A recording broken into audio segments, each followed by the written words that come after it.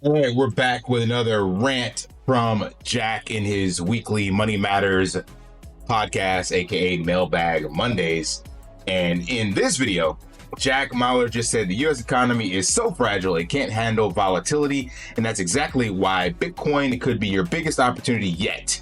So today we're going to dive into one of the explosive breakdowns from Jack, where he actually goes all the way back and explains how this all got started with World War II. I won't cover all those, but I definitely encourage you to watch this podcast because the first 20-30 minutes, he puts everything together cohesively in regards to the different concepts and ideas he's been sharing on his podcast. So this will be kind of a reference clip that you can always go back to understand where we're going from here and how we got here. So I'll break that down and play a couple clips. So stay tuned. Bitcoin is booming. Are you cashing in or missing out? At Drip2BTC, we're rewriting the rules of Bitcoin investing. Earn up to 30% ROI on your deposits, unlock incredible Bitcoin discounts, and transform credit into up to 3,000% APR growth. No hassle, just real results. Don't wait, your future is one deposit away. Drip2BTC.com. Invest smart today. Hey guys, welcome back. Drip Coach here with Drip and Farm for Poverty, where we don't trust, we verify, and operate with integrity and transparency. So let's get to this first clip from Jack. Here we go. So the rant that I wanted to go on the show, we spent a lot of time talking about macroeconomics. We spent a ton of time talking about Treasury Secretary Scott Bessent, about Jerome Powell and the Federal Reserve, about the White House, about capital flows, and the U.S. running a persistent deficit, China running $1 trillion trade surplus. When I was reading through the YouTube comments, which I really appreciate your guys' support, I think there was a need to maybe take an episode, step back, and start to define a lot of the terms that I've been using, tell the story in a bit of a cohesive manner in one episode, going from where we started, which was the World Wars, to where we are today, how we got there. And then the title of this episode is that the US cannot take volatility and that that's good for Bitcoin. And so a lot of the news, a lot of the headlines, a lot of what the financial authorities are saying, I'm referencing that. I'm telling you guys it's a good thing. I'm assuming you know what they're talking about, but maybe you don't. So this episode is going to be taking a bit of a step back, this rant, walking through from World War II to where we are today and talking about why the marginal lender of the United States is now its own US banking system and hedge funds, and why that is structurally short volatility, why that's good for Bitcoin, and then especially what Scott Bessent has decided to do as of recent, what Jamie Dimon is advocating for, why Bitcoin is up 30% over the last month or so, and why I think it will continue to perform well given there's more fiat credit and volatility in the system. Here we go. All right, so as you heard there, giving some context on what he'll be covering, but specifically that the US cannot take volatility and that's good for Bitcoin. So his central claim is that the system is overleveraged, even mild volatility threatens it at its core. And that's what we've seen. So I want to know if you guys, believe the same thing or feel the same way or understand this house of cards that our fiat system is built on, what he means when he says that it can't handle volatility. What they've done is they have tried to engineer nature, like a natural inflationary rate that's kind of a flat line or something that you can hedge your bets on. But the minute that there's volatility going outside of what they predicted, then they got to roll back things and make different statements and try to find other ways to kick the can down the road. And that's where we're at right now. So what he's saying and what he references in this podcast is that typically Jerome Powell, the Federal Reserve, is the one that will adjust the rates so that can be controlled. But right now we're seeing Powell kind of strong arm the narrative and say that he's not changing anything. So one of the new levers to pull is letting the Secretary of Treasury, Scott Bessent, pull the levers. And that's what Secretary Yellen did in the previous administration. She injected $2 trillion of liquidity. And one of those things that Jack will cover in here is that being able to allow banks to basically have infinite leverage on treasuries. And that is something that they have the power to do just by a stroke of a pen. So that's what he was been talking about in previous podcasts, and that's where we're at right now. And he'll cover in a couple of articles about kind of them putting that narrative out there, letting everybody know, like, here, we're calling our shot like Babe Ruth. This is the play. Everybody calm down. We're going to keep this Ponzi going. Let's go to this next clip about banks. How the U.S. continue to then finance itself, because in a post-2008 world, and hopefully you guys are following, I'll be able to answer questions during the Q&A, but in a post-2008 world, foreign partners weren't willing to finance the U.S. Again, if you think of the U.S. as a business, it's running a perpetually losing business. It's running in a deficit, and it's designed to run in a deficit. Like the Triffin's dilemma, the whole idea of being the world reserve currency is you're exporting the currency and importing real stuff. And so if all of a sudden, after the United States severed a relationship with gold, the U.S. is saying, we're just going to print pieces of paper out of thin air, and you're going to give us food. You're going to give us oil. You're going to give us energy. You're going to give us manufactured goods in return. And inevitably, the world is like, that's a shitty deal. Why the hell would I want that deal? You just get to print pieces of paper in your basement, and I'm supposed to give you real stuff that takes hard proof of work to produce? That doesn't make any sense. Now, considering that the U.S. is an unprofitable business in analogous terms, it's running a persistent deficit. Think about it. It cannot sustain itself with profits. It has. How does a company that isn't making money sustain itself and keep going? It raises money. It gets money either lent to it, right? So who is lending money to the United States? When you buy a bond, when you buy a 10-year, let's say, you're lending money to the United States for 10 years. Now, traditionally, the 10-year was purchased by China, was purchased by Russia. China would run $1 trillion trade surplus, and they'd buy $1 trillion worth of U.S. Treasuries. The U.S. government takes that $1 trillion, and it's able to finance itself further, and the can keeps getting kicked. But if China and Russia and everyone's like, screw this, I don't want to hold these pieces of crap, because they're either, the U.S. seized from Russia their treasuries. So there's no such thing as property rights in the United States after that. Property rights is a luxury.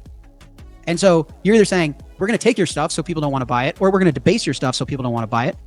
So who has been lending to the U.S. government in this post-2008 world? And this graphic is very interesting. So you can see at the very bottom, foreign holders, and then you can see it's really flatlined, right? There's no new lenders to the United States. So consider U.S. government debt. Again, it's kind of overcomplicated in my opinion. Think of it. The U.S. is unprofitable. It's running in a persistent deficit. It can't fund itself. It needs people to lend it. It needs people to lend it money. Who's been lending it money? Who's dumb enough to lend it money? And the truth is the largest and fastest growing sector of this is banks and other U.S. entities. So banks have currently taken over the responsibility of lending to the U.S. government by buying its debt. Okay. And the way this has been working is everyday citizens earn money and they deposit it into Bank of America, into JP Morgan Chase, into Citibank. And these banks actually take your deposits and they go buy these debt instruments. They go buy these bonds, these treasuries. All right. Does that make sense? And so what the U.S. has done is they've actually changed the rules, changed the law, and been able to support banks taking citizens' deposits to lend to the U.S. government and finance its ability to spend. The next... And that's what we saw with the banks getting bailed out, because those banks, essentially, they have to have so much leverage to make it beneficial for them. And they got over-levered, and the whole system was on the verge of collapse or blow up. And that was just not just in the US, that was also overseas. And that's why Bitcoin was created, is exactly what this chart, like this probably is the single simplest breakdown to understand why Bitcoin was created and where we're at and where we're going from here. So as he stated, I mean, this chart only goes to 2019. So we're missing 6 years. I'm not sure why he didn't pull up a better one than this, but you can see, like he said, basically from 2012, 2019, it's been kind of flat. It hasn't spiked that much because, as he stated, these other countries, they're giving us real goods and services in exchange for a piece of paper that the US makes out of thin air and inflates at a rapid pace. It's like, well, wait a minute, this is a losing bet for me. This doesn't make any sense. So they stopped buying it. And you see now that, like, on top of this, you have other entities being able to add that liquidity into the system. So banks by far have added the most. So from 8 trillion, we'll call it 9 trillion, all the way up to 22 trillion in the same amount of time that everything else has stayed relatively flat. It's doubled and some change.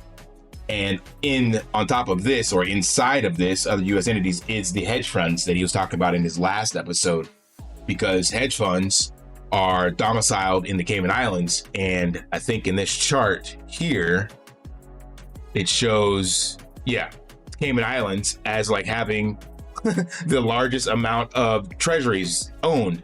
You got countries down here. It's hard to see. Does he zoom in? Yeah, countries are dumping. They're like, we don't want to hold these treasuries. And then you got this small island over here, which is Cayman Islands. So it's not actually the Cayman Islands as the entity itself. It's the fact that large companies are domiciled in the Cayman Islands. Like, matter of fact, Raoul Pal's company is domiciled in the Cayman Islands. So people use the Cayman Islands like as a tax write-off and hiding from all sorts of U.S. legislation.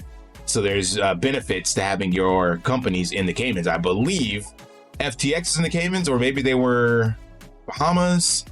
Basically, the islands are just a safe haven for rich and wealthy people. So that's why you see them way up here on the chart. And you got other countries that are still holding their debt, but then you got Tether sitting here at number 7. So Tether is slowly accumulating more and more treasuries because somebody has to buy this. Somebody has to be willing to take this leverage on and help kick the can down the road when countries are looking at it going, this is a losing bet. So stable coins will become a much better trade, especially, as I keep mentioning, as you onboard more and more people into crypto. The stable coin becomes something super beneficial for the average day-to-day wage worker in non-developed or developing countries, I should say. So not in the Western countries. Those people will be able to transact outside of the system within their country, especially if there's a collapse or inflationary means happening within their existing system. They can just transact in stable coins. So imagine being able to just go to your local producer in the area to buy groceries or get fuel in your moto or get a repair done or whatever, and you just use your phone to transact in stable coins because it's widely available and accepted. Like, I believe that will be kind of the standard. Bitcoin will be accepted like that at some stage, but it's too volatile for people that I'm talking about to make transactions. When you're buying things that cost pennies on the dollar in some of these countries, like buying, some eggs or something like that, or just a small meal and it's less than $1. Yeah, you can't really use Satoshis for that. You can, it's fragmented enough, but the price changes so much that, by the time they have to cash in and do something with it, maybe it doesn't work for them. But stable coins, I could see that as a play. All right, we got 2 more clips. I ranted a little longer than I wanted to on that. Let's go to this next one. Yeah, about here. You have my support. Not close your positions. Okay. So all this is saying is the banks and the hedge funds need more leverage to keep this treasury market propped up. The reality is, though, guys, that's highly inflationary. That's when you're creating credit out of thin air, you're creating money out of thin air. That's more fiat currency units, in theory, existing into the world. And that's where, Bitcoin was designed and created to thrive in volatility, to thrive in chaos. I actually pulled up this Satoshi quote that I really like. Satoshi wrote, "In this sense, it's more typical of a precious metal. Instead of the supply changing to keep the value the same, the supply is predetermined and the value changes." That's why I would say, Bitcoin to me is the best expression of currency debasement. It's the best expression of the idea that if there are many more currency units in the future, something with a fixed supply, in theory, should perform really, really, really well.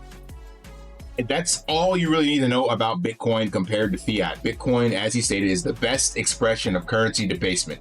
Fixed supply, volatile world it was made for. That's it. So if you have this thing and everything else is being debased against it, this thing you have, Bitcoin, aka, is fixed. Therefore, everything else must go up against it. And like Michael Saylor's statement, Bitcoin is a black hole that will swallow every other asset. I don't know if we'll see that in our time frame or not, or how that actually works, but it is slowly moving its way forward to swallow existing ones, and countries are adopting it now, and they have started taking deeper looks at it. So it's not going away. It's only going to get more and more embraced. All right, and this last quote or question, I think, is a real good place to wrap this up. Somebody wrote a question into the comments during the live. What do I know?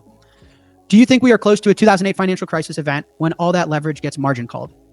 No, because they're going to print the money.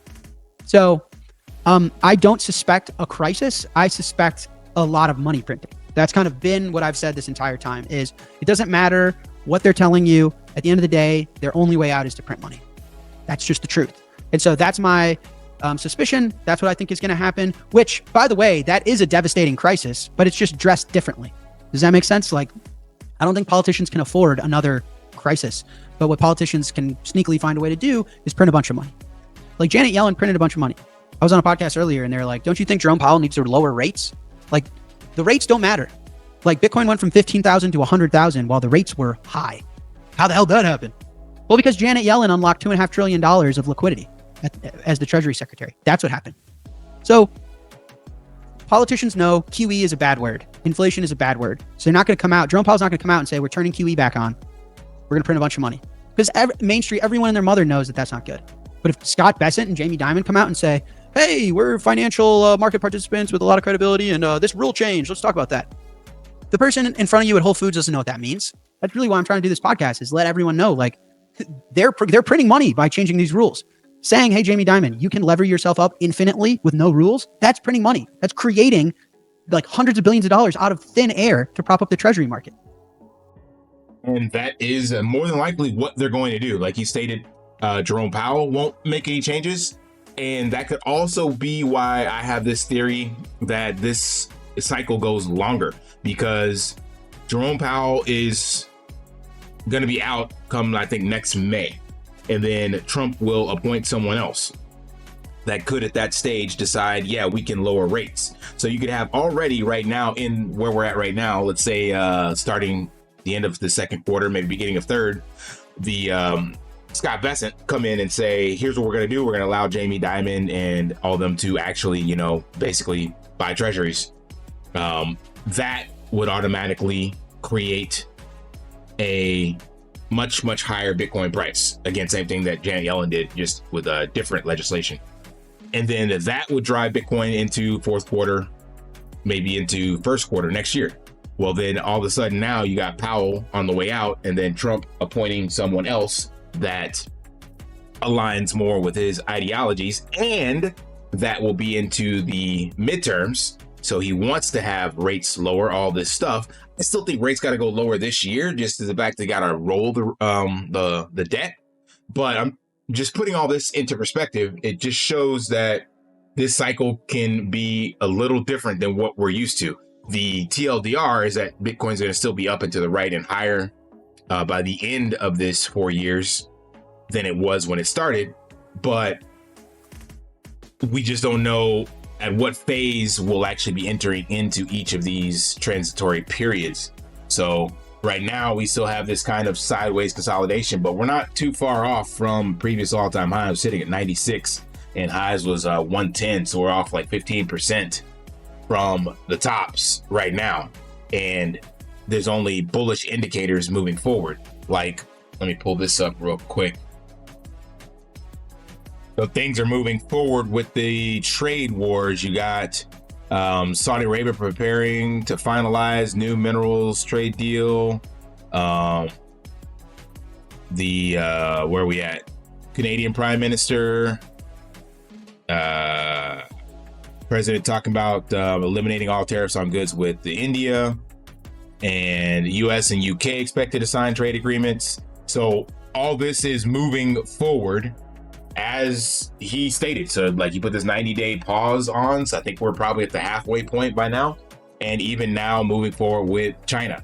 So all of this will be positive momentum for Bitcoin and give some certainty into the market. And that's without the rate changes or without Jamie Dimon buying up treasuries or anything like that, or changing the rules. Like, so it's hard to be bearish in this market.